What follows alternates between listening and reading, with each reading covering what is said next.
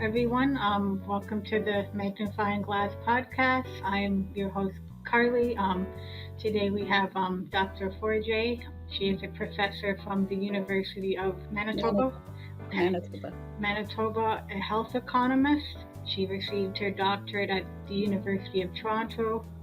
She's a huge advocate for universal basic income in Canada.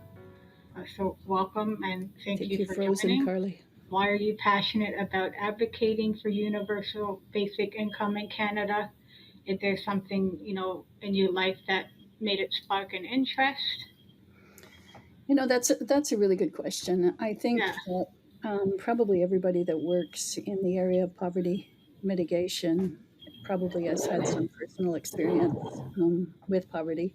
Yeah. And it raises our interest. I think in terms of my intellectual attraction to the idea of basic income, I first heard about it when I was an undergraduate student many, many years ago. I was at York University. I was in a program, and York, like all universities, has distribution requirements. So I needed another social science credit to graduate, and I thought I was a psychology major. So I found myself in an economics class, and I wasn't particularly interested in economics. I didn't think I really cared very much about interest rates and inflation rates and all those kinds of things. But when I went into class, I heard the story about an experiment that was taking place in Canada called Minicome. And so my professor talked about this experiment, and he talked about how it would help people achieve their own goals in life. Yeah. I think one of the problems with the way we deal with poverty is that we have a lot of different programs. And I mean, if you examine those programs, we've got hundreds of programs. Some of them are offered by the federal government, some by the provincial government, some by cities, some by smaller municipalities. And the problem with having a lot of different programs is you get a lot of overlap and you get a lot of gaps. And so you have people who don't quite qualify for one program, who fall through the gaps. And this idea of basic income was just a guarantee that everybody would have the money they required to meet their basic needs. And so that was very attractive to me. Okay. And it was also really attractive to me that you could talk about experiments in economics, social experiments. Yeah. Of course, you do things like that in psychology all the time, and it never occurred to me that you could actually experiment with social policy. So intellectually, it was exciting as well. So I think intellectually, that's what attracted me to the idea of basic income. And then over the years, of course, I learned more about the existing programs and the limitations of those programs and the strengths of basic income. Okay. Oh, that's very interesting. So what makes it a worthy social policy to implement, you think, in Canada overall? I don't know if it kind of pairs back to the first question, but I think that there are a number of limitations to the existing programs we have dealing with poverty. I think one of the real limitations of those programs is the conditionality, the number of requirements, and the difficulty of applying, and the difficulty of, of ensuring that you can actually access what it is you need. I think that one of the benefits of a basic income is that it should be more accessible, and it should be simpler, at least in principle. I mean, designing a basic income is not a simple task, but when it's in place, accessing that program should be simple for people, and it should ensure that people have the resources they need to live adequately. Exactly. And just to further on that, do you think there's a specific demographic that could use basic income the most, like a vulnerable demographic, or do you think it should be for everyone, or just curious to know? That's that every time I think about that, I come up with a different answer. But let me try. I mean, I think that we do a pretty good job in this country when we talk about seniors. The rate of poverty among seniors is actually quite low in Canada relative to other similar countries. Okay. And I think we do a pretty good job with kids. The Canada Child Benefit has made a real change in the poverty rate among kids. I don't think it's perfect, but I think we've gone a long way. So it's really working age adults, people between 18 and 64, who face the most barriers for all kinds of reasons. I mean, there are some real political reasons why people don't want to be too generous to working age Canadians, many of whom believe they ought to be working in order to support themselves. Oh, of course. So I think we're talking about that group. And within that group, I think the people who are most vulnerable are people who are working in low paid episodic jobs, people Okay. in vulnerable positions. And that tends to be young people by and large. Okay. So people just beginning their careers, people working on contracts rather than permanent jobs. And over time, the labor market's changing in such a way that a greater and greater proportion of the workforce is actually working that kind of a job. So I think it's something that we do need to think about. Okay. I didn't know that. Uh, do you think like it should be seen as a temporary thing for some people? Like maybe some people with mental health or family issues, or they just need time off work, or they Mhm. just need that year to themselves, or like I can see why someone might need basic income for that and maybe then get back into the workforce. Like that's just something I agree with, I think. Especially if you're, there's just severe things in your life and you just can't function or work and you need time to yourself, like, or if you need to train yourself with more skills or go back to school, like a basic income could help provide all that. Yeah, no, that's a really good way of Yeah, asking the question because you've sort of yeah, answered it. I think what basic income is an insurance policy for most people. yeah. I don't think that, I mean, there are some people who are very vulnerable who need income support for their entire lives because they can't work Yeah, for whatever reason. But most people can work.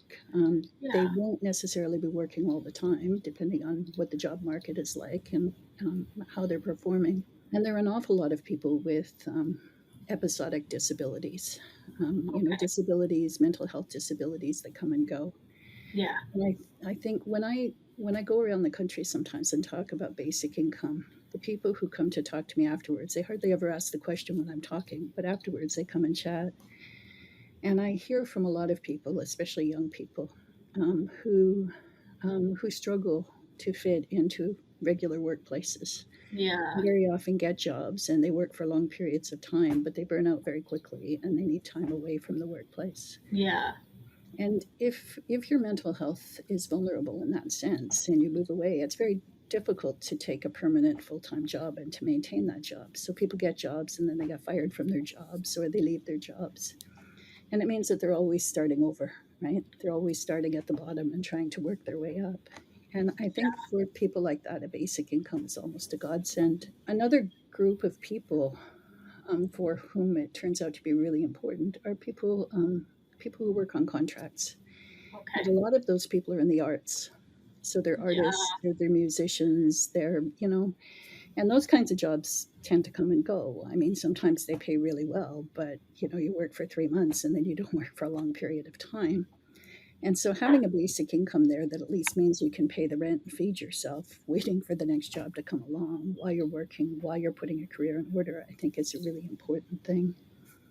So those are the kinds of things I think basic income does a really good job for that. But there are other groups of people too. We put a book together a couple of years ago, and one of the groups that is really dependent on something like a basic income are people who are trying to recover from addictions. These aren't okay, people at these aren't people who are actively using substances and are out of control, but people who are trying to get their lives back together. for sure.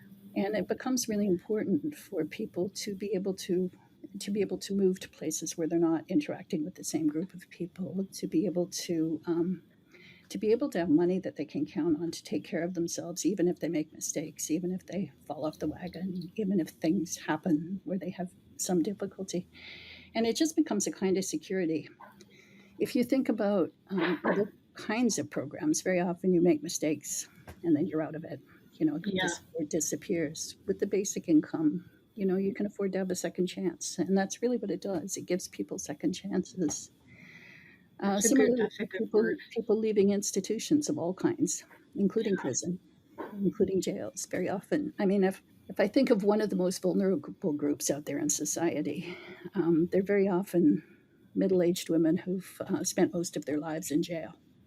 Oh, and they're okay. released, and they they become very vulnerable to people who take advantage of them in all kinds of ways. And a basic income is a way, it gives people a certain amount of security about how to live their lives. So I think for people who've made mistakes, for people who've fallen into difficulty, basic income is there to help. I like that word that you use, second chances. Like there shouldn't be any judgment or discrimination. It's there to, it's like an anchor, right? It's there to help you get out of that mess or whatever you're in. It's just a nice tool to help you go forward, right? I think that's the real difference between some of us who are very comfortable, who have Yeah, very good incomes and real jobs, and people who yeah, don't. And, yeah, for people like me, and I've been working all my life and I have a decent salary as a professor, if I make mistakes, if I yeah, screw up, there's money in the bank. There's right. money in the bank, and I get to recover. But Yeah, if you're living very close to the line, there are no yeah, second chances. I mean, you start making mistakes and suddenly the apartment's gone and the relationship is gone and you don't even have enough money to put food on the table. And it becomes a really hard kind of a thing. exactly. That's why I think ODSP in Ontario and like Ontario Works, it's just like a laughing stock almost. Like it should be raised. I think it got raised a bit more, but it's just still it's not enough. But No, it's yeah, appallingly low. yeah. I have a friend who receives ODSP, Oh, and okay. it's nowhere close to providing enough support for No. people to house themselves even. Yeah, I don't. I'm not an economist. I don't know the math and how it all works, but it just it is sad. Mhm. Yeah. Okay. For the next question, uh, do you think Canada needs more basic income pilots to enrich in more data and findings? I know we had an Ontario basic income pilot a few years ago. It was shut down by the Dauphin government. I think Kathleen Wynne, the Liberal government, kind of pushed for that, but there was some data that's saying it was good. Um, my next question is about the Minicome, but I thought I would just touch on this and on the Ontario basic pilot. I have very mixed feelings about pilots. I think that there is Okay. information we need to know, and I think we'll find that out by Yeah. introducing a basic income and seeing. Okay. I don't, for example, people fear that people will take advantage, that some Right. people will take advantage of basic income. In all of our experience, it's a very small group of people we're talking about, and there are always people who take advantage of any kind of a program. But I think putting some numbers on that would be useful. On the other hand, I'm not sure that pilots are necessarily a good thing. Okay. I think sometimes they're an excuse for governments. It's very easy for a government to introduce a pilot Okay. and then to end the pilot. I mean, that's what happened in Finland, right? You have a short pilot, and you say, yeah, okay, the pilot seemed to work okay. We're not going to implement. It's just a way of distracting people and waiting for people to lose interest and move on to other things. And so I do worry about that a little bit. I think if you were to introduce a basic income, I think you certainly gather data and you make sure that it's working the way you think it ought to be working and make adjustments as you go along. But do we need more experiments? I mean, we already know quite a lot about what happens. We know that Yeah. people don't stop working, for example. If you're working before the pilot started, you pretty much are going to be working when the pilot's in place. We know that people spend the money in all kinds of ways, and a lot of people spend it to go back to school, to Yeah. engage in some job training, to make their lives better. So we know those kinds of things. We know that it Yeah. doesn't increase, that the word people like to use is temptation goods. Okay. That could mean drugs, alcohol, and gambling. It doesn't encourage people to It spend more doesn't. money on drugs. I mean, people Okay. do use drugs, they do use alcohol, but they were probably doing that before, and they'll do it afterwards. It doesn't increase their use of substances. It doesn't increase their gambling. So we That's know good those to kinds know. of things. We know those kinds of things. I think what we need some information about is how it fits with other social programs and how to administer it in a decent and reasonable way. Whether a pilot's the best way to do that or not, I think is an open question.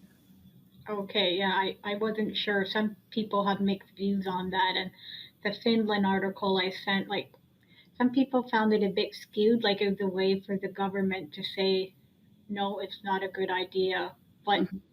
there were people that said, no, it was very helpful. Yeah, But mostly we end up learning things we already know. yes, yeah, Mostly we find out people are healthier and happier if they are not, you know, scrambling to feed their yeah, kids. Well, I think that's not a surprise, right? yeah. We know that people tend to be better housed if they receive a basic income. Well, again, that's not really a surprise. I mean, more money is better for people. We know that. I Um, agree. I know this is big research project that you've done. Is if you could tell me a little bit more about the Minicome project. Did you find all the data on your own, and why is it an important pilot? I had no idea we had this kind of pilot project until I read "The Town with No Poverty," your paper. I thought it was quite fascinating. It showed me that like a rural place like that in Manitoba was important back then, and I think a lot of the men found it helpful after they were in high school or something. Just things like that. It just kind of blew my mind. yeah, it Yeah, was a neat yeah, little experiment. During yeah. the 1970s, there was a lot of interest really across North America in reducing poverty, dealing with poverty in a reasonable way. Yeah. So a lot of people were talking about what at the time they called the guaranteed annual income, Okay. basic income, a targeted basic income. And so there were four of these big studies in the U.S. and there was one in Canada, and the one in Canada took place in Manitoba. So part of it took place in the city of Winnipeg, Okay. and part of it took place in this little town called Dauphin. And Dauphin was unique in all the experiments because essentially everybody in town was eligible to participate. Now, that didn't mean everybody got the money. You only got the money if your income was low enough, but everybody got the promise that if their income fell below the threshold, they'd receive a basic income. And that was important because it let us look, I say us, I wasn't involved, I was a student at the time, but Okay. it let people look at macroeconomic effects, aggregate effects. So, how does society change if you essentially tell everybody that there's money available if they need it? Yeah. And so this project ran, and it was planned to run for 3 years. People received money for 3 years, and they did. And the whole question at the time was if you give people money for nothing, will they stop working? So it was the only Right. thing people were interested in. So they gathered a lot of data, and they looked at it, and there was no big impact on employment. It just Okay. nothing much happened. Project ended, and during the 1970s, a lot of things happened economically. A lot of things like now, the inflation rate spiked, interest rates got very high, and governments decided they were a lot less interested in solving poverty than dealing with some of these other issues. Okay. And so it just sort of fell off the table. People stopped thinking about basic income. And many years later, I was actually at the University of Manitoba, and I work in a medical school. Oh, okay. And one of the things, if you're a health economist, people are always asking you the same question, and that is, how are we going to pay for this healthcare system Yeah. we have? Oh, But okay. one of the things that becomes, well, my office is actually in the Health Sciences Center, which is the major teaching hospital in Manitoba. And one of the Oh, things you realize very, very quickly, if you walk in the hallways and talk to patients and talk to practitioners and clinicians, is that we've got people in the hospital and we're treating the consequences of poverty. yeah. People for the most part aren't in there because, something terrible has happened to them. It's a really bad accident or, they've got some weird newfangled infection. Right. They're there because they've been working really crappy jobs for a long time. They've been living in inadequate housing. They're not eating properly. They don't have enough money to put food on the table. Oh, geez. And so you sort of ask yourself, well, if we took some of the money that we're spending on, cutting edge technological equipment in the healthcare system and we gave it to people so they could actually eat properly, would Yeah. they be healthier? And so I had that question in mind and I remembered this old experiment. So I went back looking for the data on this Okay. experiment to find out whether people were actually healthier if they received a basic income. Okay. And it seems sort of obvious when we say it now, but at the time, nobody was asking that question about basic income. And so I No. went and I did come across all the data, and it turned out that I can't measure how healthy people were because what I did was to use a provincial database that we have that's essentially attached to our healthcare system. And I found out that people who lived in Dauphin during the time that Minicome was in place were actually hospitalized 8.5% less frequently than people living in similar kinds of towns, similar kinds of people living in similar kinds of towns who didn't receive a basic income. Wow. And that just kind of makes you sit back and say, holy crap, 8.5%. I mean, if you think about how much money this country spends on hospitals every year, Yeah. you're thinking that a Wow. huge amount of money is going into the treatment of poverty. And so that was what I did with the Minicome experiment. And I think, subsequently, every time there's an experiment, people are now asking questions about health and people's use of the healthcare system. And I think without any question, people who have access, I mean, you're doing two things with that money. First of all, you're treating poverty. You're making sure people have enough to eat, but you're Yeah. also giving people sort of an insurance policy. And so even people who can afford to feed themselves, they're feeling a whole lot less stress because if they know that if next month the money doesn't come in, the money's going to be there and they're going to be able to feed their kids, they're going to be able to pay the rent. And I think that takes a huge amount of pressure off people Oh gosh. going forward. And if you think about that and you multiply that over many, many years of life, it's certainly going to have an impact on Oh people's for health. sure. Oh for sure. I didn't know that. I just wanted to ask your thought, like as a university student, a lot of internships we do, a lot of them are unpaid. Like I kind of don't agree with that in a way, but so maybe you have basic income, you have some income, but you can still do an internship that's unpaid. Like I think things like that are important for students. Like I agree with you yeah, absolutely. I think one of the real problems with an unpaid internship is it exacerbates income inequality because the only people who can afford to do them are people whose families are well enough off to support their kids during that period. yeah, If you're trying to support yourself, especially if you're an older student trying to come back and get a degree, yeah, you can't afford to work for 18 months for nothing, or 12 months or 6 months for nothing, just to have a prestigious internship on your yeah. CV. I mean, like you get skilled, it probably looks good on your resume, but there are students out there, like you said, they're older, or even younger. They maybe their parents can't provide them enough, and that's where I think like internship maybe should have some sort of honorarium or compensation or pay. Like that's where I think basic income can come in, because that can Good. really, yeah, it can help open doors and people can do these internships and stuff. I agree with you. I think Yeah. that's one benefit of basic income. I also think though that there's a responsibility on the universities to make sure that they put the arm on people who want unpaid interns. A lot of We don't, for example, send our students out on unpaid internships anymore, just oh, you just don't? because it's not fair. I mean, they should be paid if they're doing good. I think so.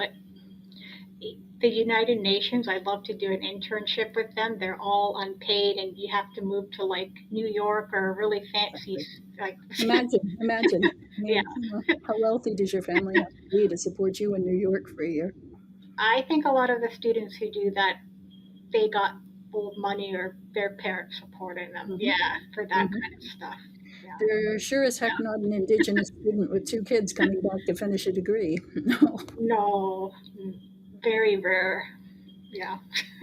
I just thought when I think about paid internships, I just think people should get some compensation or Mhm. basic I income. agree with you. You can Yeah. actually extend that a little bit. I think basic income does that, but also think of it in terms of job training. One of the things, the recent experiment in Finland, one of the things that happened, there was Okay. no difference in terms of the people who received a basic income and the people who didn't receive a basic income in terms of the number of hours worked. There was no Yeah. difference between the two groups.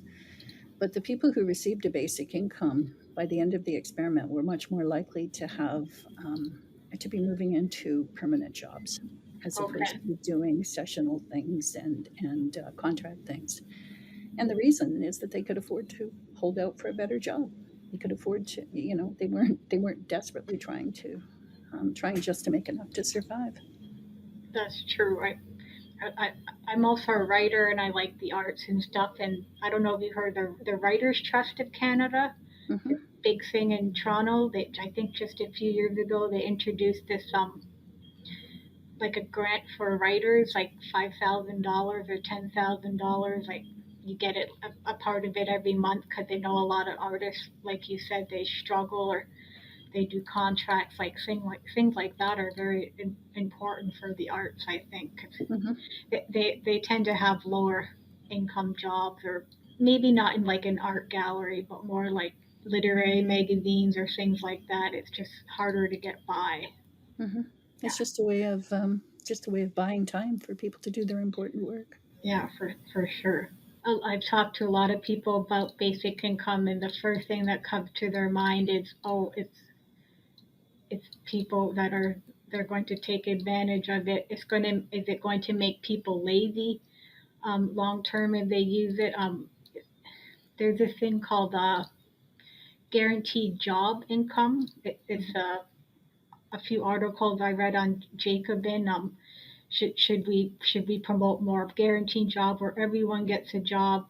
That Mhm. just seems kind of like a pipe dream to me. But like if you can compare that to basic income, but then like you said, there are people that maybe can't work for mental health or family, any other reason they need that time off just for themselves. But I don't know if you have any thoughts on the guaranteed job. I think that one of the things we have to do as a society is to expand our notion of what work means. Okay. We've already talked about the arts. Yeah. Um, there's a lot of people who are engaged in all kinds of caregiving, either taking care of little kids or taking care of elderly parents, of relatives, of friends who need support. There are people who are engaged in community organizing and volunteer work within their societies. And I think that one of the things a basic income does is it frees people up to do all that really important work. I think we tend not to value it as a Yeah. society because it doesn't have a paycheck attached to it very often. But societies only survive if somebody's doing that kind of work.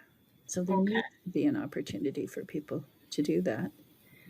In terms of in terms of will it make people lazy, every time you talk about basic income, Yeah. somebody has a story about, my neighbor's son who plays video games in the basement, all the time, never does any Right. work. These are anecdotes, right? When you Right. look at the data, there's no impact. There's Right. no impact on the amount that people work. There really isn't. Okay. Sometimes people do work less, very often for very good reasons. Sometimes they work less to spend more time in school, or they work less. In the Okay. Dauphin experiment, new mothers worked less because in the 1970s there was no parental leave. I think there was 4 weeks of maternity leave, and a lot of mothers said, "You know what? 4 weeks. I think I'm going to use the Minicome stipend to buy myself a little bit of time with this new baby." So there are Okay. a lot of reasons that people might work less, usually good Yeah. reasons. But, as human beings, we like to do things with our time. And if you talk to people, everybody says, "Oh, yeah, if I had money for nothing, I'd never work again." And most people, when that opportunity arises, that lasts for about 3 months, right? Right. Two months, 3 months. At the end of 3 months, you start going squirrely if you're not doing any work, you're not doing anything. You need Yeah. something to structure your time. And we know that's true because we know when we look at the amount of people who are engaged in volunteer work where they don't get paid at all. You look at the number Yeah. of seniors who are doing all kinds of things. They don't have to work. They've got a pension and they're still working because what are you going to do if you're not working? Now it's true. Some people are gonna take up the oboe. Other people are gonna write the great Canadian novel. Most people aren't. Most Right. people are just going to get a job and they like working. Maybe they're going to worry a little bit less about what kind of a job it is. Maybe they're going to spend a little bit more time training to make sure it's a job they want, a job they can do for the long run. But for the most Yeah. part, people are going to work. And if you look at the evidence from all of the experiments we've done, people just don't quit. They just don't. If they were Right. working, they keep working. It's not an issue. No, that's a good. I agree. Yeah, for sure. I don't know. Like, do you have any thoughts on minimum wage? Like, do you think if that was raised, would there be less need for basic income, or I think one of the best ways to raise minimum wage is to put a basic income in place. Okay. It's going to put a Yeah. little bit of pressure on low wage employers Yeah. to cough up the bucks. I don't think there's substitutes. I think that there's a good reason to have a decent minimum wage. I think it's a matter of social justice. I Yeah. think there's a good reason to have a basic income. I think it addresses different needs. So I don't see them as substitutes for one another. I think they do tend to go together, basic Okay. income and a decent minimum wage. Oh, I think so. It's very difficult to get by with minimum wage. A lot of it's physical hard work. You're interacting with the public. Most people don't want to do that seven Well, days a and week. more to the point, people talk about minimum wage as though it were a full time job, but most people working minimum wage jobs are working a few shifts a week, or they're putting together Yeah, two or three different jobs trying to make it happen. exactly. How much of income should one get with UBI? You think does it depend on like the demographic, the geographical place, the person's physical well being? I'm just curious to know your thoughts on that. That's a really hard one. Okay, yeah, The amount of money for a basic income is really a matter of it's really a matter of social decision making, political yeah, decision making. I think it should be enough that people should be able to access reasonable housing and reasonable food. You talk about different costs of living in different places. One of the things in a place like Canada, one of the things we have to recognize is that we've got provincial governments and federal governments, and I think that between those two levels of government, I think we can adjust for differences in the cost of living. I mean, I think the provinces have to take some responsibility for housing in Ontario, for example, in Toronto, in Vancouver. okay, But if you talk about a basic income, especially if we were doing it at a national level, I tend to think of it as very much like OAS for seniors or the child benefit. We don't okay. make adjustments to those programs depending on where people live. We expect them to access other programs. And I think that that's what we could do with a basic income. Yeah, that's a good point. I agree. I also wanted to ask about the thing I think we mentioned with basic income. You said that people won't be lazy when they're on it. They'll still be working. Like it's not going to rob their work ethic. Like you, can you still work and kind of collect some of it if you need it? You think like Yeah. yeah. When we talk, people tend to define basic income in different ways. In Canada, most of the conversation has been about something called a guaranteed income, Okay. guaranteed basic income. And what that means is that if you're not working at all, you get the certain guarantee, whatever it is. Um, Yeah. if you Okay. work, if you work, your benefits cut back, but it's cut back less than proportionately, right?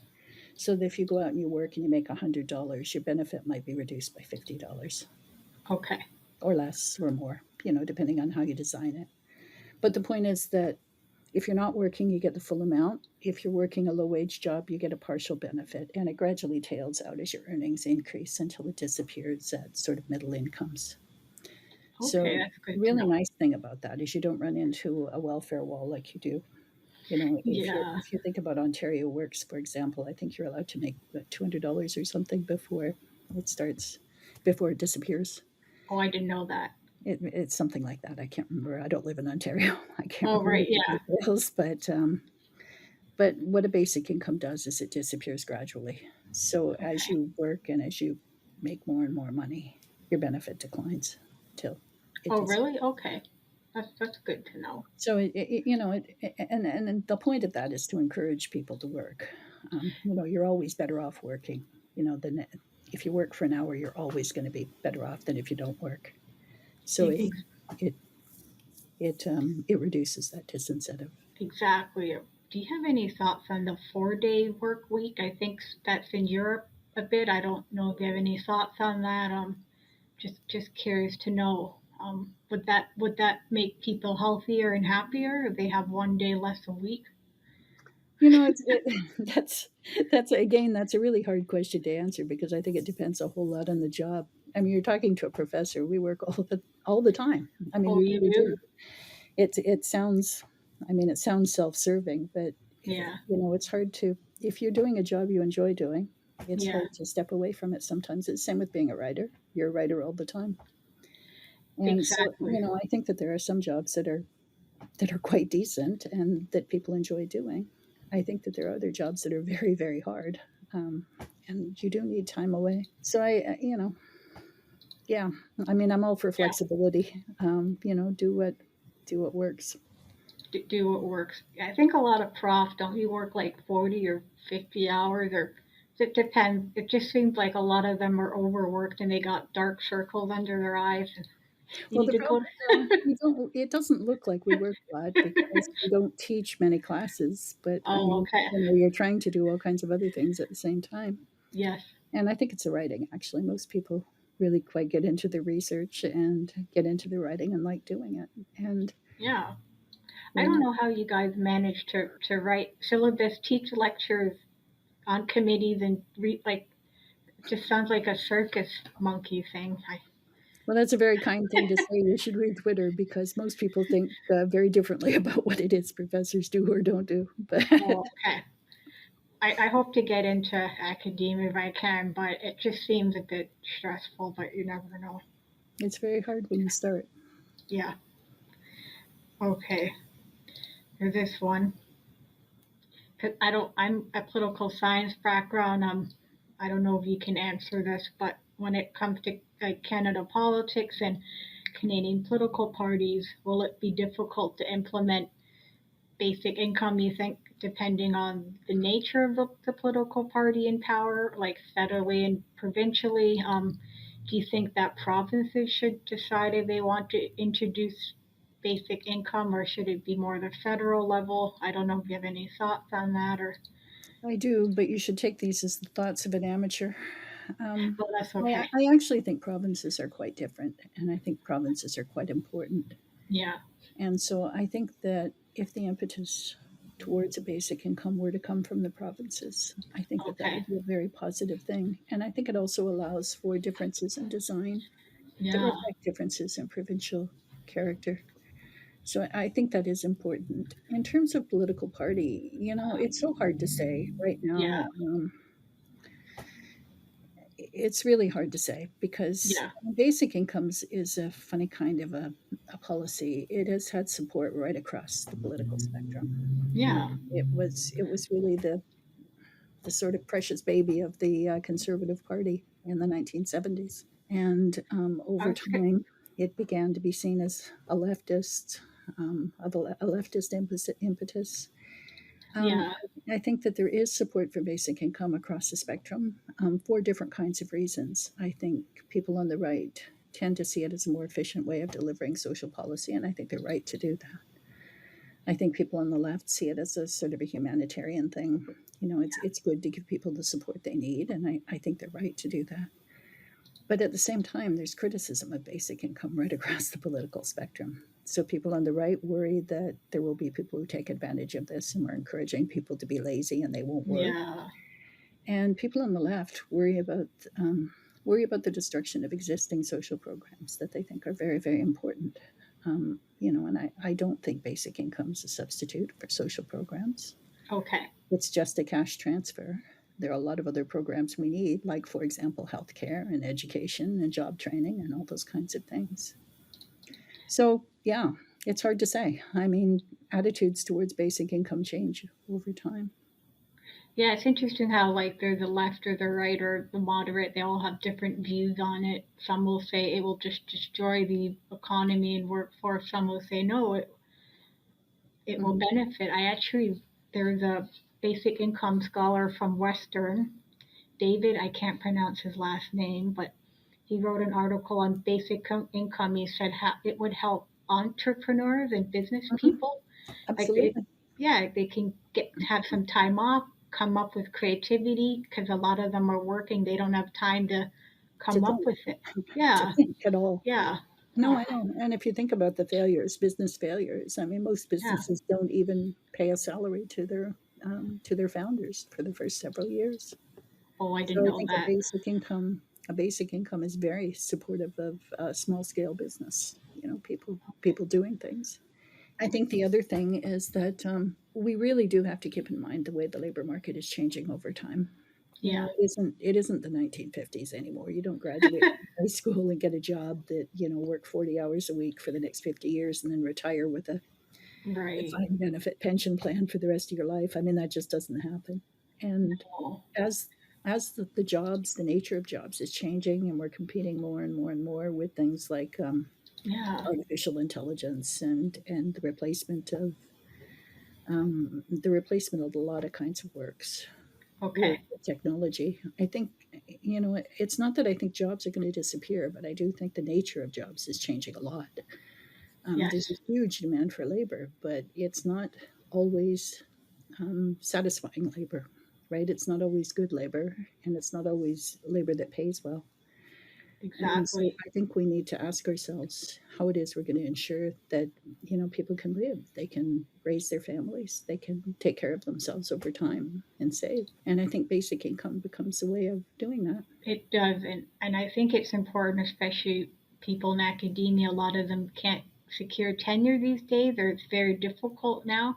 I'm not sure why, but it's more contract work now than anything. And a lot of people with PhDs, they go into the industry now Mm-hmm. because they can't secure their work. Or I don't know exactly what's causing it, but it's just that if that's just changing the whole nature of academia, I guess it's just getting smaller and It's smaller. true for academics, but it's true for many, many people in many kinds of jobs. Okay. That Yeah. it's just, that the nature of those good jobs is changing Yeah. very much and very quickly.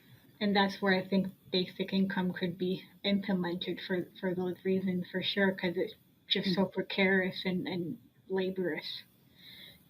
I also wanted to ask, I guess for one final question, I think we touched on like we need basic income geographically for certain places. Do you think there's certain provinces that need it more than others, like the East Coast or the Mm. prairies, or just curious?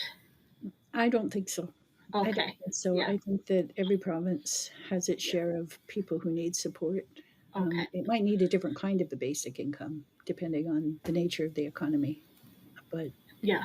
I think we all need support, and we need support delivered efficiently and well to the people who need it. Well, for sure. I just wasn't sure if some people would say, no, this one needs it the most first, do that first or not. Well, I think Yeah. many provinces would say that. Oh, we need it Yeah. desperately. But you know, Yeah. everybody has their everybody has their challenges, and they're very different kinds of challenges. There are. I also wanted to ask, what are some ways you think that we can design and implement? How can we pay for it? Do you think? I know you said you don't want to eradicate social programs, but would you need to do some of that in order for basic income to work? Yeah, yeah. I think we need to recognize that basic income is just money, right? Okay. But there are a lot of programs out there being offered by the provincial governments and the federal government that just give money to people. Okay. The big ones are things like Ontario Works and you know, Yeah. provincial income assistance programs. Yeah. The federal government is doing things like GST credits and those kinds of things. So I think that Okay. those kinds of programs can be amalgamated into a Okay. basic income. But yeah, there are going to be costs associated with implementing a basic income. You're talking about giving more people more money. Yeah. It's going to cost. And it's not going to cost as much as fearmongers would suggest. Yeah. It can be done, and it can be done in a reasonably efficient way. But we do have to raise some money to pay for it. We And do. Yeah. I think that can be done so that you're not harming middle income people. I think it can be Exactly. done by addressing some of the tax credits, some of the things in the Income Tax Act that benefit primarily upper income people. Okay. And I think that we can essentially pay for this program by folding other programs into it, Okay. other cash transfer programs, and by making some very moderate, very modest income tax changes. But there are all kinds of ways of raising taxes. We used to have a 7% GST, and it wasn't the end of the world. It was reduced to 5%, but every percentage point in the GST generates a lot of money. I mean, a lot of money for the federal government. Oh, I didn't know So that. there are lots of ways of Okay. raising money, and I think that we need to look at that in a holistic way, in a very progressive way, to make sure that the people who can afford to pay are paying their fair share, and the people who need support are receiving the support they need. So Yeah. yeah, it can be paid for. It's not going to Okay. cost. It's not going to cost $400 billion a year or whatever people, some critics have suggested. It's going to cost, somewhere something on the order of what the what the early learning and child program costs, Yeah. Yeah. and somehow we can afford to pay for that. We can afford to pay for this. Well, We we. also have to. I mean, I'm focusing on the upfront costs of paying for this program, but we also have to Yeah. think about basic income as an investment in our Yeah. society. If you invest in your society, it makes your society and your economy run better. And as the economy grows, tax revenue increases, pressure on other social programs declines. Our healthcare costs are not going to increase so rapidly if we're dealing with less poverty in Yeah. society. The amount of money that's spent in the criminal justice system is not going to increase nearly as rapidly if we don't have people um, Oh people my involved in gosh. crimes of desperation. And Yeah. it's really hard to think of any of our social programs that aren't made a whole lot worse by poverty. So if you adequately address poverty, you're putting a brake on some of these other costs that are increasing. And I think that's what we forget some of the time, and that is that we're paying the consequences of poverty whether we like it or not. There's no way to avoid it. We can either pay up front and give people a basic income, or we can wait and we can treat the consequences of poverty. We can treat our tent cities in our big cities. Yeah. We can treat people in the emergency department in the hospitals. We can treat people in our prisons. Is that the most efficient way to do it? I don't think so. Oh, that's a good point. I wasn't sure how it could be paid, or math is not my skill, so I don't know. I play Monopoly, and that's all I can do. I don't know. That's a good point. Like, so you think it is possible we can do it? Do you think ODSP and OW and things like that should be wiped out of the basic income, or should that be in place? Yeah, well, I think it can replace Ontario Works for sure. Yeah, yeah, I think one of the difficulties in Ontario is that many particular supports for people with disabilities are tied to the receipt of income replacement in ODSP. And I okay, think those supports still need to be in place. I mean, people need mobility supports, they need hearing aids, they need all kinds of things. And yeah, if you're tying it to receipt of ODSP, yeah, it's sort of an inefficient way of doing it. So I it think the is. income replacement could be replaced by basic income, but you still need all these other programs that provide health supports.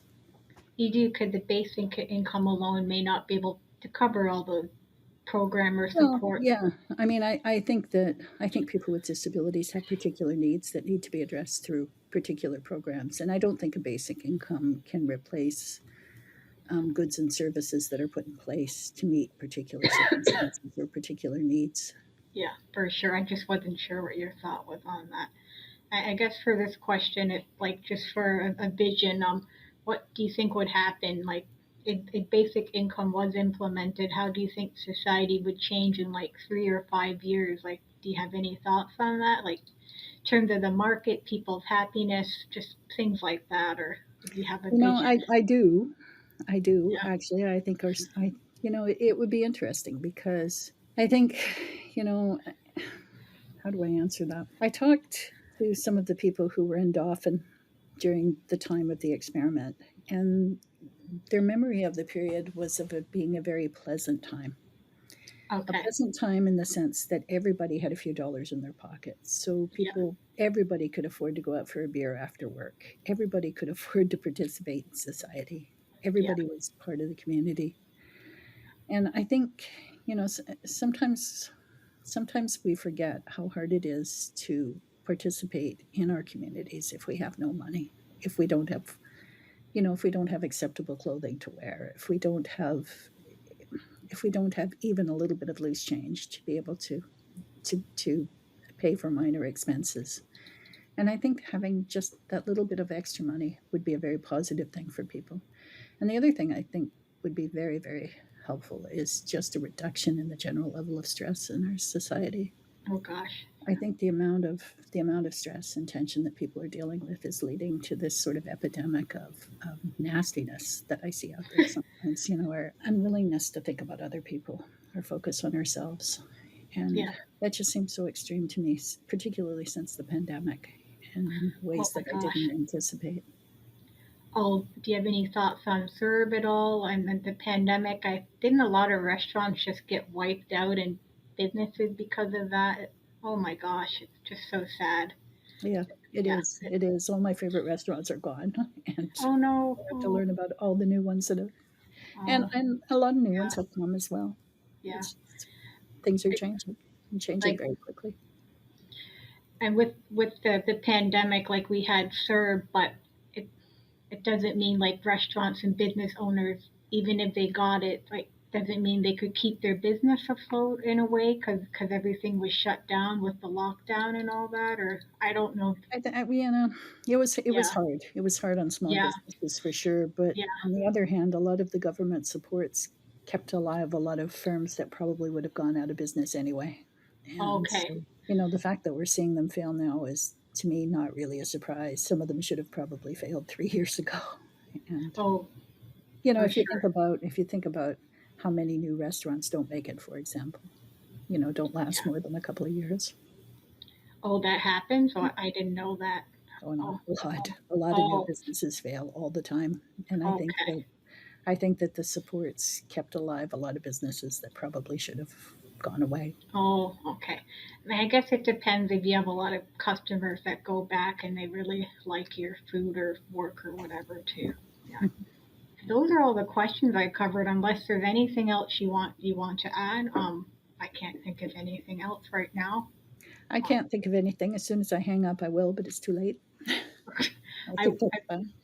I was gonna ask, but if you don't want to touch on it, just one final question, like from a cultural perspective, do you think basic income is important, like in all countries or certain countries? Like, would it depend on their government and their policies and stuff like that?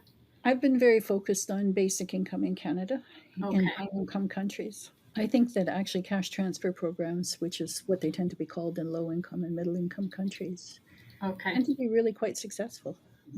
Partly it's because in many of these cases there aren't very many social supports in place at all. So in a sense they're Yeah. starting from scratch. So they don't have to worry about how to integrate a basic income with their other programs because there aren't any Yeah. other programs.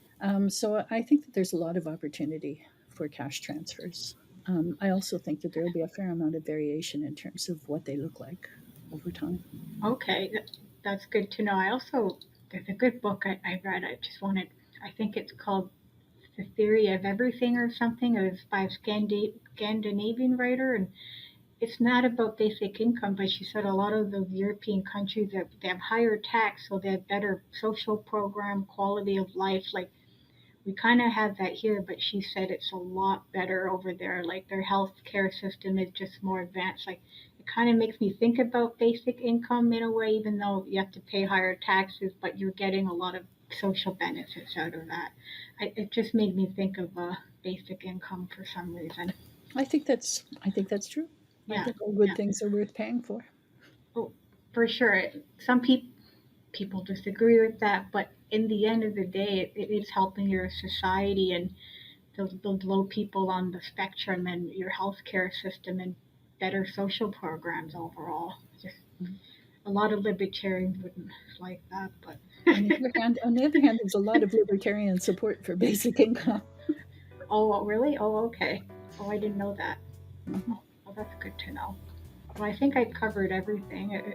Wonderful to hear your thoughts and discussion on that. You seem to know a lot about basic income. And Well, thank you very much, and I'm glad we got the technology working. oh, I'm so glad. I was a little worried about that. I also wanted to say you have a new book that just came out or it's coming out, I think. Oh, a I couple of saw. years ago. Oh, okay. Yeah, there are a few books on basic income out there. Do you So, have anything coming up you'd like to share or just not for a while or not right now. okay. I'll keep my eye out for it. Okay. Yeah. Well, thank you so much. Well, thank you, Carly, and Yeah. thanks for having me.